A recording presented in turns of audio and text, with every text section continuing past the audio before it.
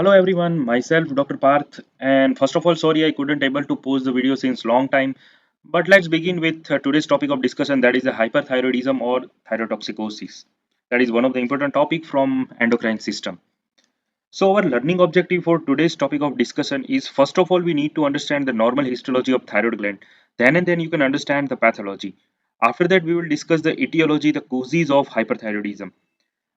Thereafter, I will discuss the pathogenesis, pathophysiology, and the clinical feature of hyperthyroidism. Pathogenesis means the mechanism of development of particular disease.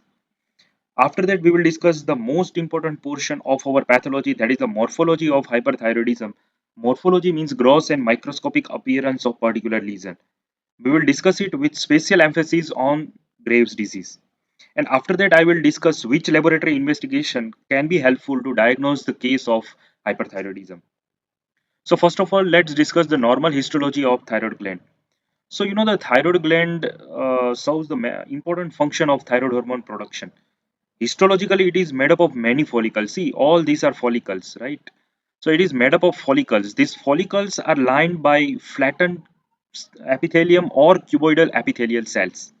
And you can see that within the follicle there is a pink color colloid. So the follicles are lined by cuboidal epithelial cell and it contains the abundant colloid within it. When this colloid amount is decreased, we need to suspect the carcinoma of thyroid gland.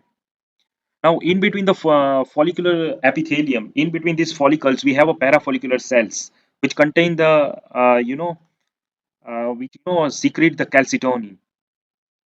All right. So that is the normal histology. Here also you can see that the follicle is lined by cuboidal epithelium. It contains the colloid within it, and between this follicle we have a parafollicular cells, C cell, which secrete the calcitonin. And here you can see the oxyphilic cells, which is not having direct role in hormone thyroid hormone production, but it's having role in calcium and phosphate metabolism. All right. So see, this is the histology of thyroid gland. This is the follicle, right? It is lined by cuboidal epithelium, and within it we have a colloid. So the follicle is filled with colloid, which is a very important sign of benign thyroid gland, right? And in between this follicle, parafollicular C cell is present, which is having a function of calcitonin production. So, at the nutshell, normal histology of thyroid gland means it is made up of follicles, and the follicles means the follicular cell arranged in a form of round group that is known as a follicle. So, it is made up of follicular cells, right? And it is usually cuboidal. So, follicle, we can say that follicle is a structural and functional basic unit of thyroid gland. It is filled with abundant colloid. When the follicles are less active, the epithelium is flat, but when the thyroid follicle become active, when it is do the thyroid hormone production, it is usually cuboidal epithelium, and when excessive thyroid hormone secretion occurs, it can convert to columnar epithelium as well. So cuboidal to columnar epithelium conversion suggests that follicles are active, means they are doing the hormone production. And in between follicle we have a parafollicular cells which secrete the calcitonin, and the follicular cells secrete the thyroid hormone. So the two important thyroid gland function in our body is they secrete the thyroid hormone by follicular cells, and parafollicular cells secrete the calcitonin. Calcitonin having role in calcium metabolism, regulation of calcium, while the thyroid hormone we all know that it's the main metabolic hormone. It maintain our metabolism. It is necessary for the growth and development of our body. All right. So now let's begin. What is hyperthyroidism and thyrotoxicosis? So the hyperthyroidism means excessive thyroid hormone, circulating thyroid hormone, right? Elevated circulating thyroid hormone is known as a hyperthyroidism, which can lead to increased thyroid hormone activity in our body, which is known by the name thyrotoxicosis. So we can say that hyperthyroidism, increased thyroid hormone, is a hypermetabolic state because of which we have a symptoms in our body. However, this is not rule that thyrotoxicosis is always associated with hyperthyroidism. It may or may not be associated with elevated thyroid hormone.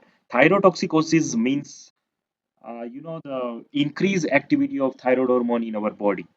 It may or may not be associated with hyperthyroidism. And the hyperthyroidism means excessive synthesis and the release of thyroid hormone by the thyroid gland. So if you do the laboratory investigation, particularly free T3 and T4, then thyroid hormone level is elevated in this particular condition. So, what is the causes of thyrotoxicosis associated with hyperthyroidism? So, which hyperthyroidism causes leads to thyrotoxicosis? Hyperthyroidism means obviously we have a elevated circulating thyroid hormone in our body, hyperfunctioning of a thyroid gland. So it is the most common cause of thyrotoxicosis. Obviously, it's understandable that if thyroid hormone are increased, then its activity is increased, and which eventually lead to thyrotoxicosis effect in our body. So, excessive synthesis and secretion of thyroid hormone occur in this condition. It could be primary or secondary. Now, before you understand the primary and secondary causes of hyperthyroidism, the thyroid physiology should be clear. So, the thyroid releasing hormone will be released from the hypothalamus. And this TRH will act on the anterior pituitary for the production of thyroid stimulating hormone. And this TSH will bind with the TSH receptor on thyroid gland, which will ultimately lead to production of thyroid hormone, that is a T4 and T3. Now, this whole loop is maintained by inhibitory feedback. Means if your thyroid hormone are increased, then this TRH and TSH release will decrease, right? So thyroid hormone production decrease, right? So it is a inhibitory feedback. When the level are increased, it need to be decreased. So the hypothalamus is inhibited, and when the thyroid hormone is less, means less amount in our blood, at that time production will occur by stimulation of hypothalamus, and more TRH and TSH is secreted. So this is known as the inhibitory feedback mechanism. So first of all, primary hyperthyroidism causes, which are the causes of primary hyperthyroidism. Primary hyperthyroidism means elevated thyroid hormone level because of the pathology in the thyroid gland. This thyroid hormone will lead to excessive production of hormone, which is known as a primary hyperthyroidism. And the common cause for that is Graves' disease, in which there is a diffuse toxic hyperplasia of a thyroid gland. Second cause is toxic hyperfunctioning multinodular goiter. Goiter is usually euthyroid, but multinodular goiter sometimes can be functional, and it lead to hyperthyroidism. Toxic adenoma, benign tumor of thyroid gland, also can be one of the cause of hyperthyroidism. So this is the pathology lies in a thyroid gland, that is a causes of primary hyperthyroidism.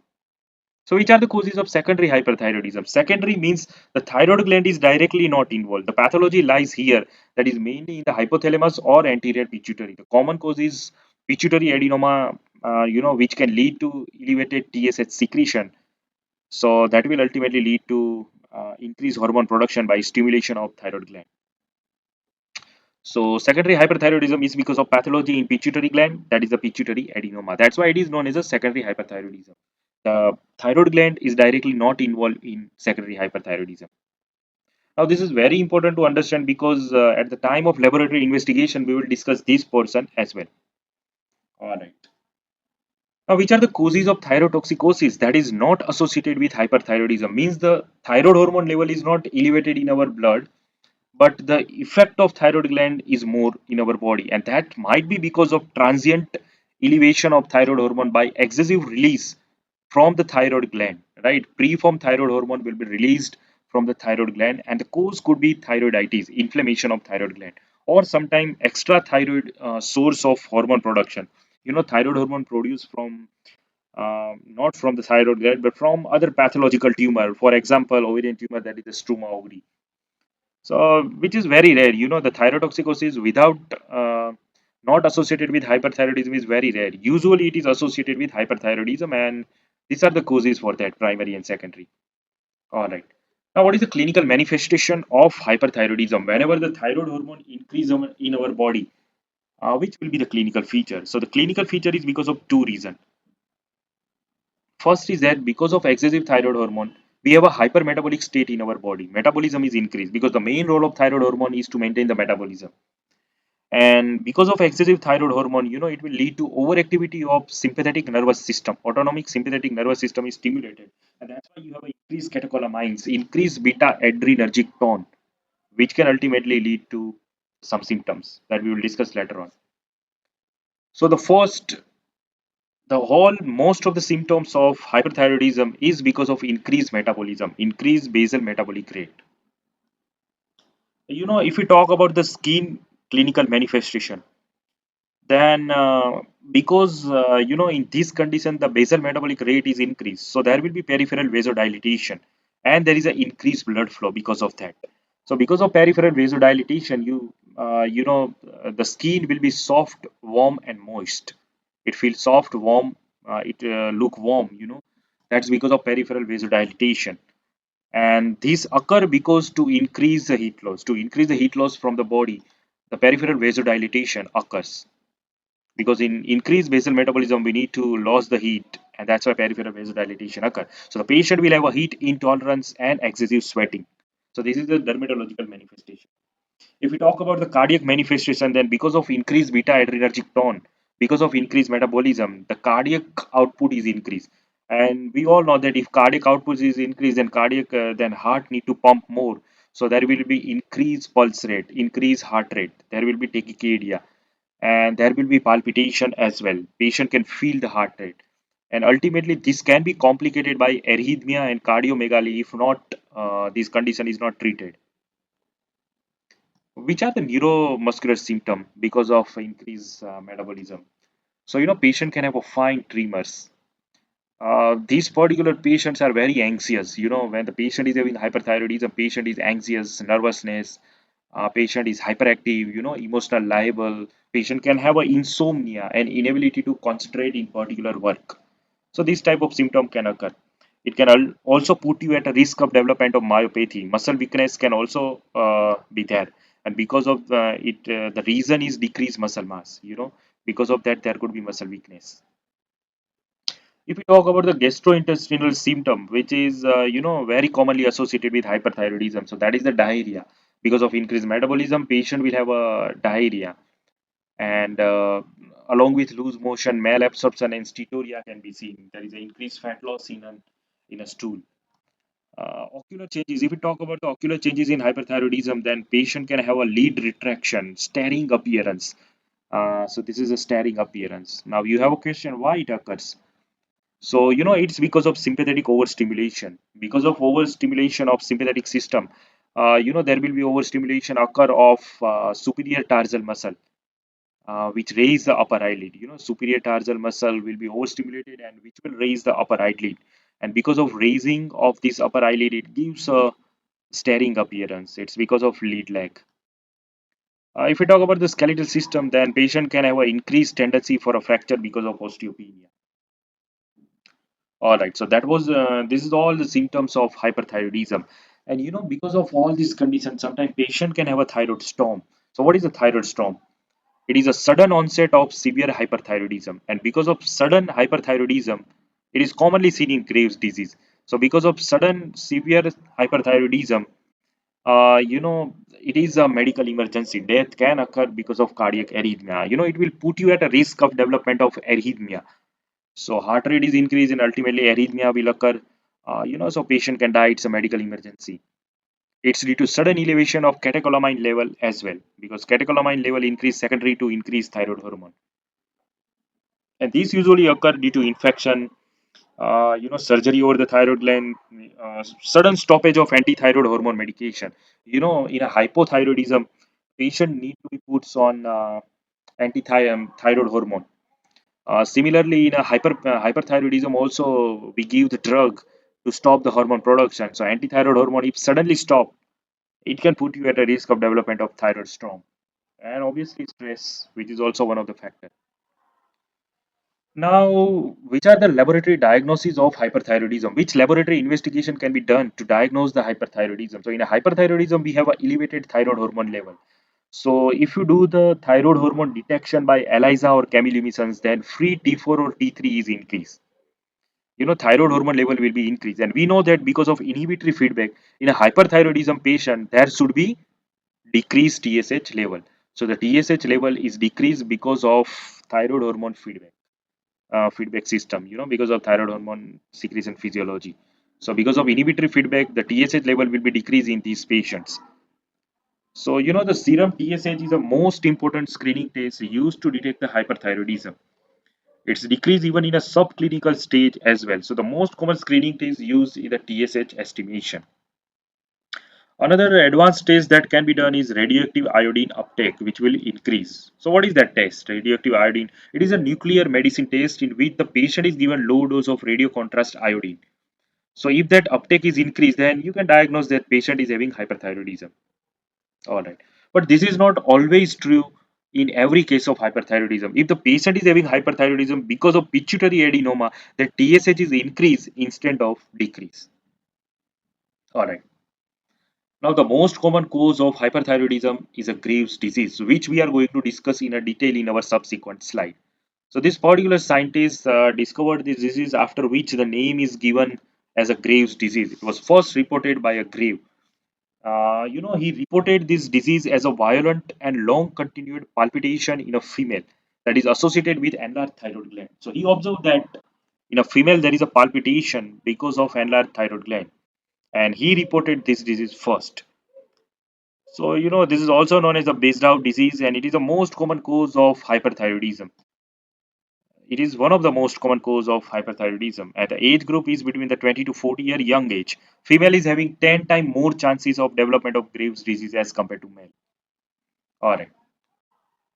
Now, what is the etiology of the Graves' disease? Why it occurs? So, Graves' disease, having a strong genetic association.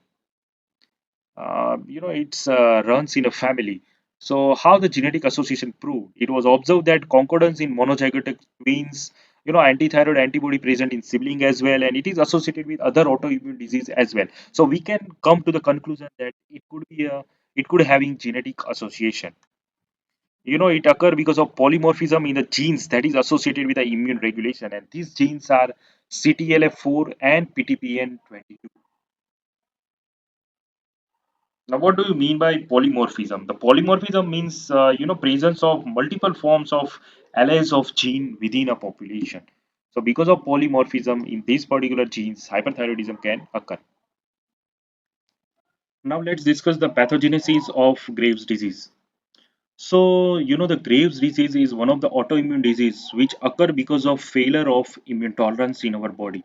Now, if you don't know what is immune tolerance, then you can see my video on immune tolerance. It is a self-tolerance of our body, means our body will tolerate our antigen. They do not produce antibody against our own antigen. That is known as a tolerance.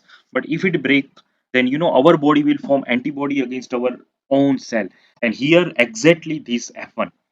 It is one of the autoimmune disorder in which we have antibody against the thyroid gland. There are two antibodies commonly observed in Graves' disease. One is TSH receptor antibody, and another one is TSH binding inhibitor immunoglobulin. So the most important, most common, and the specific antibody associated with the Graves' disease is TSH receptor antibody. Means you have an antibody against the TSH receptor over the thyroid gland. So it will bind with the TSH receptor present over the epithelial cell of thyroid gland, and after binding it will mimic the action of TSH. So because of that, thyroid hormone cannot recognize that this is the antibody against the TSH. They will stimulate a thyroid gland for the excessive thyroid hormone production. So here excessive thyroid hormone production is because of antibody against the TSH receptor, which will bind to it and it will mimic the action of TSH. Because of that, patient is having hyperthyroidism. Less frequent antibody associated in Graves' disease is TSH binding inhibitory immunoglobulin. So after binding, it will inhibit the action of TSH receptor. So it will inhibit the hormone production. So it is responsible for the hypothyroidism attacks in this particular patient. So in a Graves' disease, sometimes hypothyroidism attacks occur. That is because of this TSH binding inhibitory immunoglobulin. But in majority of the cases, the presentation is hyperthyroidism. Now, why ophthalmopathy occur in Graves' disease? So, this TSH receptor is not only present in a thyroid gland. It is also present in the ocular fibroblast and in the fat cell, and that is the basis. That is the basic for the pathophysiology of Graves' disease. Why ophthalmopathy occurs in a Graves' disease? So, whenever there is a Graves' disease in particular patient, there is an increased lymphocytes, particularly T helper lymphocytes, which will secrete the cytokines. And because of secretion of certain cytokines, there will be increased production of extracellular matrix proteins. And these particular proteins, particularly collagen, for example, if mucopolysaccharides, if it is accumulating, then it can lead to because of accumulation it can lead to ophthalmopathy, that is a edema over the eyelid. So that's all because of this ophthalmopathy is all because of this T helper cell which will secrete extracellular matrix proteins. Now, what is the gross morphology of the Graves disease? What is the gross appearance? The morphology include two portions, gross and microscopic appearance. So what is the gross appearance of thyroid gland in hyperthyroidism? So grossly here you can see that there is a diffuse enlargement of the thyroid gland which is symmetrical. Both side it is enlarged. Diffuse whole thyroid gland enlargement is there. Surface is very smooth and soft, because this is the inflammatory condition. So the surface is smooth, no necrosis, no hemorrhage, because it's not a malignancy. The surface is smooth. The weight of the gland is increased. If you measure the weight, then it is increased. If you cut the thyroid gland, then soft, meaty appearance is seen that resemble like that of normal muscle. So soft thyroid gland, diffuse enlargement, smooth surface, increased weight, soft and meaty surface. That is a gross morphology of Graves' disease. All right. Now, what is the microscopic appearance of Graves' disease? So obviously, this is a benign condition. So we have a colloid, no doubt in that. So thyroid colloid filled follicles are present, but here there will be crowding of follicular epithelial cell because they are doing the more work. They are producing the more hormone, so they will become the tall and columnar. They will secrete excessive hormone. They become tall, columnar, and there is a crowding. And because of this crowding, ultimately it will project into the lumen as a papilla, which is lined with or without fibrovascular core. Usually, fibrovascular core is not seen. So because of overcrowding of follicular epithelial cell, it will project into the lumen as a papilla. See, this is the papilla, right? So it will project into the lumen as a papilla. So papillary projection occur in a lumen, and these papillary projection encroach toward the colloid, right? So we have a scallop margin of colloid. The scalloped margin of colloid here you can see the scalloped margin of colloid. This is scalloping, means indenting. So that's occur because of this papillary projection. Obviously, as it is an autoimmune disorder, lymphocytes and plasma cell infiltration seen in the interstitium. Here you can see a lymphocytes, right? Mononuclear inflammatory cells. You need to remember that in any autoimmune condition, mononuclear cell lymphocytes are mainly seen because the pathophysiology lies behind the CD4 T helper cell. That's why the lymphocytes are predominant. Sometimes, it can see a prominent germinal centers. All right. So yes, again the same morphology, microscopic appearance. Here you can see the follicular cell overcrowding, which will project into the lumen as a papillary projection. And here you can see the scalloping of colloid. All right. Here you can see the colloid, but it is decreased, right? And here there is a papillary projection. See, this is the papillary projection within the lumen and scalloping of colloid, which is a classical sign of Graves' disease. All right. And yeah, obviously, because of increased catecholamine, myocardial hypertrophy can be seen. Because of increased extracellular matrix protein, particularly mucopolysaccharide, orbital edema will occur. Periorbital space is also infiltrated by lymphocytes, and ultimately, because of TGF beta secretion, there could be fibrosis. So the fibrosis also can be seen in periorbital space. Dermatological manifestation, particularly, skin thickening can be seen. That's because of deposition of lymphocytes and glycosamine glycans, extracellular matrix protein in a dermis. Because of that, skin thickening can occur. All right, so that was about the clinical features. And one of the most important unique clinical feature of Graves' disease is exophthalmos. So what is exophthalmos? See, this is the exophthalmos, right? This is the exophthalmos seen in the Graves' disease. It is an abnormal protrusion of the eyeball. There is a wide staring gaze appearance and lead leg. Why lead leg occur? Because of overstimulation, oversympathetic stimulation of superior tarsal muscle. That's why we have a exophthalmos. There is an increased volume of retroorbital tissue, increased extracellular matrix protein. That's why exophthalmos. Sometime even after the treatment of thyrotoxicosis, it can persist. It may cause corneal injury as well. And extraocular muscles have become very weak because of tissue deposition of lymphocytes and extracellular matrix protein and fibrosis, right? The muscle could become weak. It can lead to corneal injury as well. So this is the classical clinical feature of exophthalmos, classical clinical feature of Graves' disease. All right. This cretinism and myxedema is seen because of hypothyroidism, which we will discuss in next lecture. So that was all about the hyperthyroidism. Now, I hope that your fundamentals are get clear about the hyperthyroidism. So hyperthyroidism basically means increased metabolism. Because of increased metabolism, you have a certain clinical manifestation. And one of the most common cause of hyperthyroidism is a Graves' disease, which we have discussed in a detail, right? All right. And how will you confirm the hyperthyroidism? By doing the laboratory investigation, particularly increase T3 and T4 and decrease TSH. All right. Now let's discuss two or three MCQ so that we can understand that you understand the lecture. So for formative assessment, let's discuss two or three MCQs. So the first MCQ is that 32-year woman present with a weight loss, palpitation, heat tolerance, and exophthalmos. All these are signs of hyperthyroidism. On examination, she has diffuse enlarged thyroid gland. TSH is suppressed and T4 is elevated. See here, the major hint given is diffuse enlargement of thyroid gland, which is classically seen along with hyperthyroidism in Graves' disease. And the hyperthyroidism is supported by laboratory investigation, particularly T4 is increased and TSH is suppressed. So, what is the most likely cause of her condition?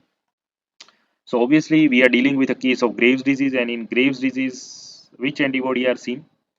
TSH secreting thyroid stimulating antibody. So the antibody could be responsible for Graves disease, thyroid stimulating hormone.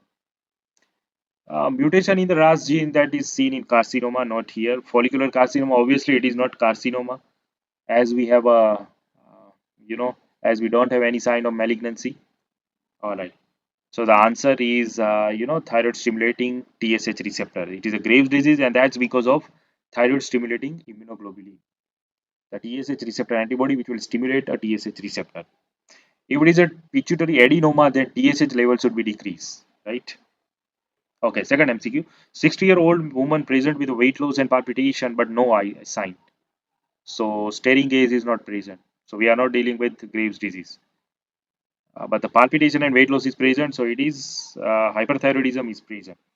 Thyroid is nodular on palpation, and thyroid can reveal the hyperfunctioning of the nodule. TSH is suppressed, T3, T4 elevated. Hormone increase, TSH receptor suppressed, so it is a primary hyperthyroidism, right? But eye signs are not present, so it is not Graves' disease. So which of the following best differentiate this condition from a Graves' disease? So presence of exophthalmos that is seen in Graves' disease, presence of thyroid autoantibodies, which is seen in Graves' disease, diffuse thyroid gland enlargement seen in Graves' disease, young patient occurrence that is also seen in Graves' disease. So all these are sign of Graves' disease except this one, nodular architecture without lymphocytes. Because we know that lymphocytes are mainly seen in autoimmune disease of thyroid gland. So in a Graves' disease and Hashimoto thyroiditis, mainly the lymphocytes are seen, not in other condition. So, so the answer is nodular architecture without lymphocytic infiltration. So this is a case of hyperthyroidism because of nodular goiter, toxic nodular goiter. The answer is E. Third MCQ: 45-year-old woman present with a painful tender thyroid, mild hyperthyroidism symptom following a viral illness. Very important clue: following viral illness. ESR is elevated and radioactive iodine uptake is low. So, what histological feature is most likely present in her thyroid biopsy? Now, this MCQ is somewhat tricky, and I have not covered in this particular PPT as well. See, viral infection ESR increase. So, post-viral thyroid tenderness is present, painful thyroid gland, right? And hyperthyroidism symptom is present, mild. So, post-viral painful thyroid gland. So that is suggestive that inflammation in a thyroid gland is present. So it is a thyroiditis, right? And post-viral mainly liquid vein thyroiditis occurs. So it is granulomatous thyroiditis. See, papillary structure with nuclear clearing. This is seen in papillary carcinoma, right? Nuclear clearing, that is a feature of papillary carcinoma. Lymphoid follicle with germinal center, which is a sign of Hashimoto or Graves disease. Follicular neoplasia with capsular invasion is a sign of follicular carcinoma. So we are not dealing with follicular carcinoma. Hurthal cell change and fibrosis, which is again seen in Hashimoto's thyroiditis. We are not dealing with Hashimoto as well. The post-viral granulomatous dequervain thyroiditis occurs. So the answer is histologically you will able to see a granulomatous inflammation with giant cell. That is known as a dequervain thyroiditis in which granulomatous inflammation is present. These are the references for my lecture. So thank you very much. Thank you. We will be right back with a new video. Till then, take care and bye bye. Thank you very much.